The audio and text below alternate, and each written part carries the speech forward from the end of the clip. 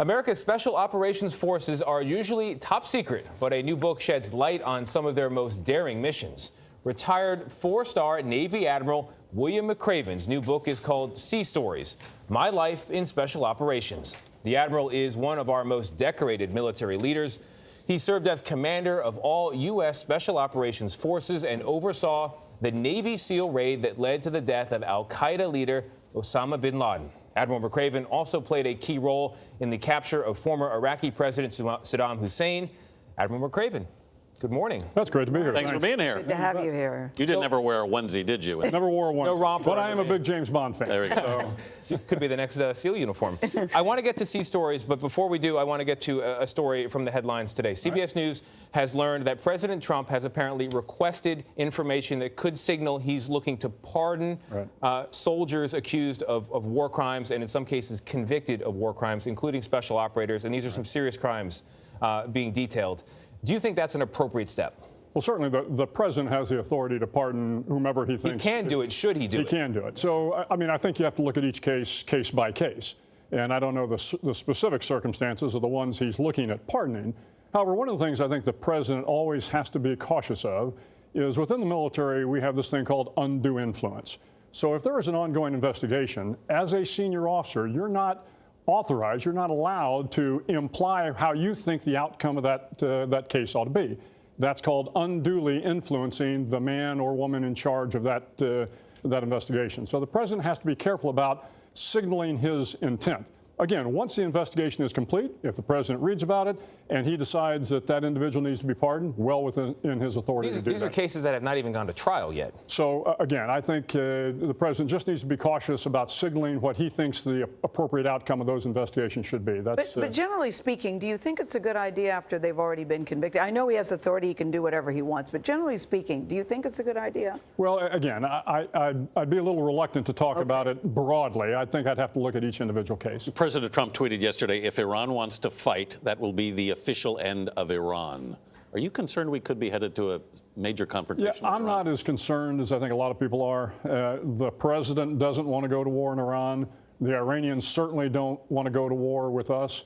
I haven't seen the intelligence that is kind of predicating all of this. But the fact of the matter is, if there are threats out there, we know how to deal with those threats. We know how to elevate our security status. And trust me, the United States Navy has been dealing with the Iranians in the Persian Gulf for 40, 50 years. They will take care of the fleet. And again, the Iranians do not want to engage us in the Persian Gulf. That will not end well for them. Do you mind if we turn to Sea Stories? Let's tell some stories. Do you mind, Admiral? No, ma'am. Now, I want to talk about the Osama bin Laden chapter because for me, it was one of the most detailed things I've ever read about what happened with Osama bin Laden. You were part of the team who briefed the president. You certainly saw the SEALs right before they went on that mission. And what did you want us to know? Because you took us on a step-by-step, very harrowing story.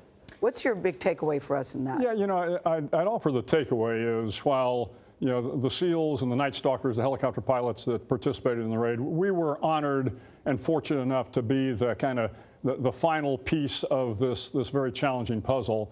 At the end of the day, it was about the hundreds of thousands of soldiers, sailors, airmen, Marines, civilians, the CIA, the NSA, everybody that contributed to bringing bin Laden to justice. I know that, Admiral, but at the end of the day, you're there as the SEALs are getting their headsets on, they're playing music, they're getting ready to go in and do this. And there were two occasions on that night where you say you choked up yourself with emotion. Yeah.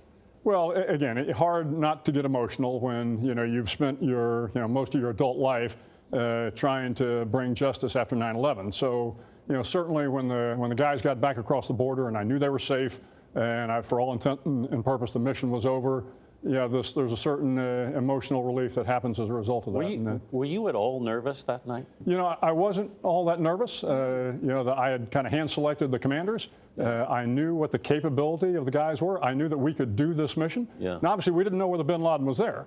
And I go back to the decision that President Obama made, an incredibly courageous decision to go in when, frankly, it was about a 50-50 chance that he was there. Yeah. And the work that the CIA did and Leon Panetta, and I think that will go down as one of the great intelligence operations in the history of American intelligence. Rigor and courage involved. I do want to get to one thing. There's a generation following yours, the millennial generation, Right. not known for rigor and courage overall, but you say, in fact, you think they will be the greatest generation of the 21st century. I do. I think, Tell me why. Well, I think people would be surprised. I am probably the biggest fan of the millennials you'll ever meet. And, you know, I always They're hear much this- maligned. The much maligned millennials, yeah. And they talk about the millennials being soft and pampered and entitled.